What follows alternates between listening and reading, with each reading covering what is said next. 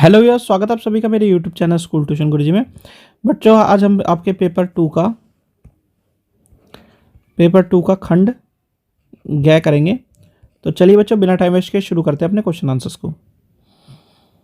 तो question number 27 का एक पहला भाग है बच्चों, अमीबा में रसधानियों के कोई दो कार्य लिखे। तो अमीबा में रसधानियों का सबसे पहला कार्य ये होता है कि जो उसके अंदर उसने खाना खाया है या फिर जो एक्सक्रीटरी वेस्ट तैयार हुआ है, अपशिष्ट पदार्थ तैयार हुआ है, उसे बाहर निकालना।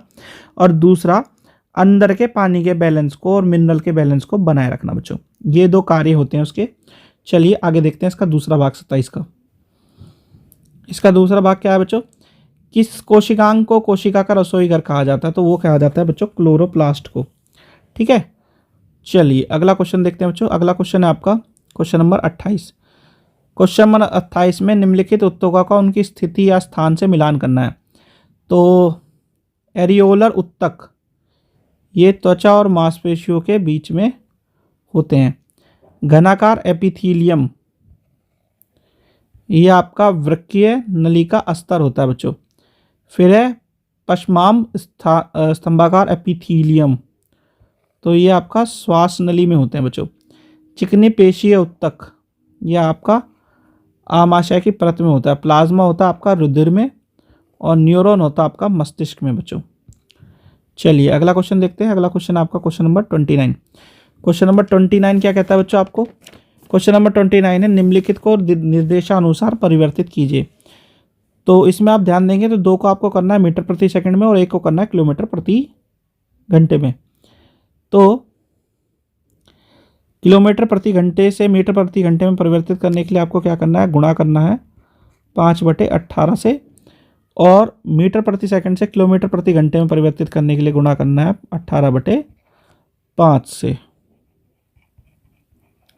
ठीक है, तो जब आप ये गुणा करेंगे आपको पहले वाले का उत्तर मिलेगा 16.67 मीटर प्रति सेकंड, दूसरे का मिलेगा 126 किलोमीटर प्रति घंटा, और तीसरे वाले का मिलेगा 8.34। ठीक है बच्चों, फिर है आपका इससे अगला वाला भाग अथवा वाला, एक बस की गति है 4 सेकंड में 60 किलोमीटर प्रति घंटे से घटकर 40 किलोमीटर प्रति घंटा कर देती है। बस का त्वरण प्रतिक्रिया कीजिए। तो करना क्या है बच्चों, आपको सिर्फ इतना करना है कि इसको पहले करना है कन्वर्ट किसमें, मीटर प्रति सेकंड में। तो यहाँ पे ये हो गया आपका u, ये हो गया v, ये हो गया t। तो a बराबर u माइनस वी बटे टी। जब इनकी वैल्यू को पुटअप करेंगे तो माइनस में आपके पास आ जाएगा 1.38 मीटर पर सेकंड स्क्वायर।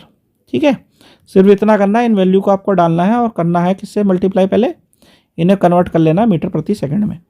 ठीक है, क्वेश्चन नंबर 30 देख लेते हैं बच्चों। क्वेश्चन नंबर 30 है आपका, ध्वनि प्रदूषण को कम करने के लिए कुछ उपाय सुझाइए। तो ध्वनि प्रदूषण को कम करने के कुछ बेसिक उपाय क्या क्या हैं बच्चों आपको, कि अगर आपकी कोई मशीन या चीज़ें चल रही हो तो उसे आप इस्तेमाल ना करें। ठीक है, अगर कोई इंजन आपका है ऐसा जो ज़्यादा आवाज़ करता हो तो उसमें साइलेंसर का इस्तेमाल करें। लाउड स्पीकर का यूज़ अगर आप करें तो थोड़ी कम आवाज़ पे करें। ठीक है, और जितना हो सके अगर कोई जगह ऐसी है जहाँ पे आप पेड़ पौधे लगा सकते हैं तो पेड़ पौधे लगाएं। ठीक है, इन तीनों सुझावों में से कोई, चारों में से कोई 3 सुझाव आप लिख सकते हैं ताकि आप जो ध्वनि प्रदूषण है उसे कम कर सकें। फिर है आपका इसका अथवा वाला भाग। पहला है आपका, एक लड़के ने एक चट्टान के पास ताली बजाई और 6 सेकंड के बाद उसकी प्रतिध्वनि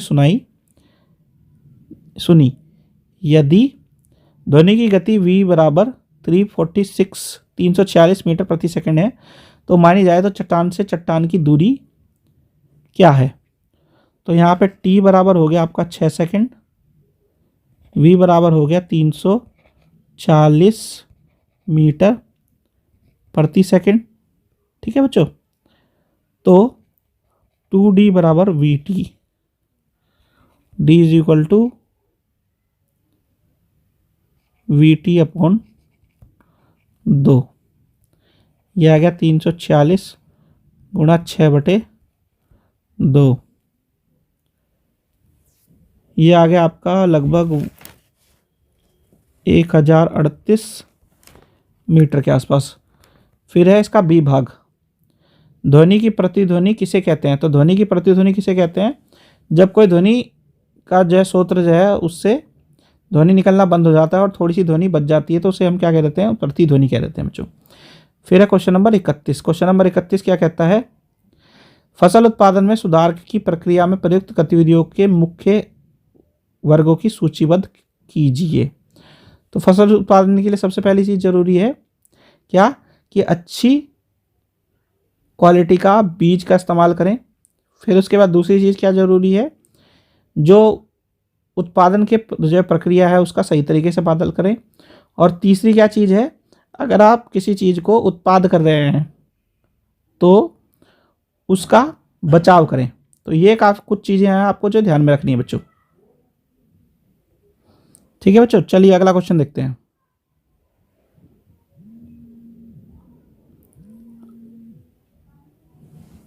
क्वेश्चन नंबर 32 देख लेते हैं बच्चों। क्वेश्चन नंबर 32 में आपको क्या दिया है? यौगिका को आणविक द्रव्यमान की गणना करनी है। ठीक है, तो सबसे पहले C3OH की कर लेते हैं। तो करना क्या है? इन सारों को प्लस करता चला जाना है। तो ये हो गया 12 गुणा 1, फिर हो गया 1 गुणा 3 प्लस 16 गुणा 1 और आखिरी में 1 गुणा 1। तो ये आ गया 32 आपका। ठीक है बच्चों, फिर उसके बाद आपका K2CO3 यह होगा 39 गुणा 2 प्लस 12 गुणा 1 प्लस 16 गुणा 3, ये आ गया आपका 138 U। NaCl की अगर बात करें, NaCl में आपका आ गया 23 गुणा 1 जमा 35.5 गुणा 1, ये आ गया आपका 58.5 U। चलिए बच्चों अगला क्वेश्चन देखते हैं। Question number 33। क्वेश्चन नंबर 33 क्या कहता है? निम्नलिखित तालिका में दिए गए पदार्थ A, B और C का गलनांक और क्वथनांक का निरीक्षण कीजिए और नीचे दिए गए 2 क्वेश्चनों का आपको आंसर देना है। ठीक है, इसके हिसाब से अगर 25 से 30 डिग्री हमारा टेम्परेचर हो, कक्ष तापमान जिसे बोलते हैं बच्चों, तो ये होगा आपका गैस, ये आपका ठोस, ये द्रव्य। अब कौन सा पदार्थ कमरे के तापमान पे ठोस अवस्था में रहेगा? तो वो रहेगा B। और फिर इसमें है कौन सा पदार्थ कमरे के तापमान पर तरल होगा? तो वो होगा C। तो बच्चों ये वाला पार्ट होता है वीडियो का यहीं कंप्लीट। आशा करता हूँ आपको वीडियो अच्छी लगी होगी। Thank you.